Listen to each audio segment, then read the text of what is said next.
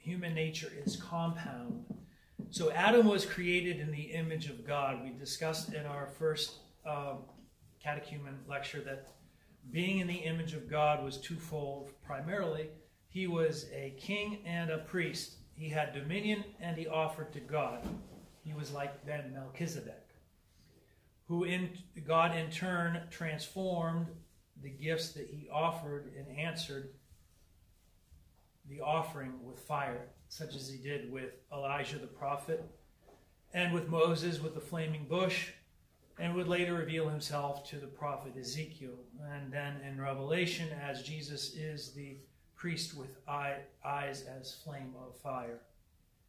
But now we discuss the practical lesson of being in the image of God in particular. In other words, how is it that we understand ourselves? And looking at the scripture, we realize that we are not just a body, we're also not just a mind or a psyche, we also have a spirit.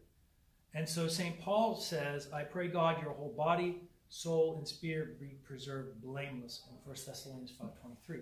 We are body, soul, and spirit. Body, somatic, a somatic existence. Soul, the Greek word is psyche, hence psychology. And then spirit, pneuma, or pneumatology, where we would get the idea of the ability to connect with God. So man is a microcosm in the sense that by the body we connect to the world, by the five senses of the world. I know the world based on those five senses. But then I also know myself based on my own psyche. I am my own individual person, atomistically, even though I'm connected to other people. So with one you know the world, with one you know yourself, and with the faculty of the Spirit, we know God. And so this is a great dividing point between Western Christianity and Eastern Christianity. Western Christianity will typically posit that proofs for God are found through logical demonstration, or apodixis, as it's called in the Greek. In other words, you can go and have the 5 ways of Thomas Aquinas and prove the existence of God. Well, to some extent that's true, but it doesn't give you the knowledge, the experience of God. For true knowledge is not just intellectual ratiocination or exegesis. It is a matter of a one-on-one encounter with God. The word for know is ginosko, hence the same word that was used by the Septuagint for Adam and Eve. Adam knew his wife, ginosko. There was a sense of intimate knowledge or experiential knowledge that is conveyed by that verb. When we know God, it is not with our head, it is with our heart. And then the head follows afterwards. We make sense out of it by the head. Now, that said, there is a lot that can be said. There are also spiritual senses as there are physical senses. Solid food belongs to those who are of mature age, who by reason of use have their senses exercised to determine good and evil, as St. Paul says in Hebrews chapter 5. Man's gift of grace and the spiritual energy was signified by the act of creation when God breathed into the face of Adam, and man became a living soul. Jesus breathed into Adam's face and he became a living soul. Jesus then breathes into the face of his disciples and restores that divine energy, the breath of God in their being. He gave to their spirit a portion of his energy, as St. Gregory Palamas says. Now, in the Gospel, we read, for John truly baptized with water, but ye shall be baptized with the Holy Ghost not many days. That's in Acts 1. And then in Mark chapter 1, the same thing is said where John is preaching. He says, I indeed have baptized you with water, but he shall baptize you with the Holy Ghost. And then in Luke chapter 24, the Lord says to his disciples, "But tarry in the city of Jerusalem until you be endued with power from on high." That endowment of power of dynamis is the restoration of the fallen Adam, where the church literally has a new birth and has entered into the fullness of God's grace with her own Pentecost. Chrismation is our own Pentecost. Chrismation meaning 1 John 2:20 says, "You have an unction, a chrism from the Holy One, and you know all things." It is a further confirmation of the grace of God which was put in you. Now, if somebody says they don't believe that's possible, then they go against the Scripture. For the Scripture says, "Stir up the gift of God which is in you by the laying on of my hands." That's why we believe in sacraments.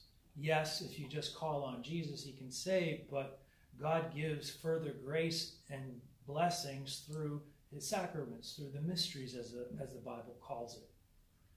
You say mystery, what do you mean? It's exactly that. It's a mystery. You can't describe it, you just know it. And God has ordained it. Just like in baptism, God visits us and he remits our sins. In chrismation, or the application of holy unction, he gives us a portion of his grace, of his energy. There is an exact parallel between the physical senses and the spiritual senses then. We have spiritual eyes. Matthew 5:8, "Blessed are the pure in heart, for they shall see God." We have spiritual ears. "He that has ears to hear, let him hear." At Mark 4:9. We can touch God. God is not far from us, if so be that we seek him and seek to touch him. Acts 17. 1 John 1 says, "That which we have seen with our eyes, which we have handled of the word of life." We can taste grace. Taste and see that the Lord is good. All five physical senses have a corresponding spiritual counterpart. Now, I'll just leave with this quick thought, because there are so many entailed teachings that we don't really have time to get into it. How do we exercise our senses to discern good and evil, to be aware of the presence of God and be aware of his will in our life? These are what we call the askesis, or the disciplines of the church, a spiritual workout. Let me give you them briefly. The first one is obvious and everyone knows it: prayer. As you pray, now why is prayer the chief spiritual discipline? People think, oh, we're just going to be on, they just, and they're quiet and they're serene. They're in their contemplative prayer state and contemplating the universe. No. When Jesus was praying, it says, in being in an agony, agonizete, agony, a match, like a workout, a contest. Prayer is a struggle. It was a struggle for the Son of God. Not that he couldn't pray, but that was the nature that he took upon himself. Prayer is the chief discipline because of this. As you pray, you will see thoughts come into your mind and realize how divided your heart is. It will then give you your own self-diagnosis of your own sickness, so that you know that you have to change. If you don't pray and try to have inner stillness and communion with God, then you're not going to be able to see how distracted you are, and you're going to think you're just a pretty good person. You're going to think you got the cat by the tail and that you got all spirituality down pat.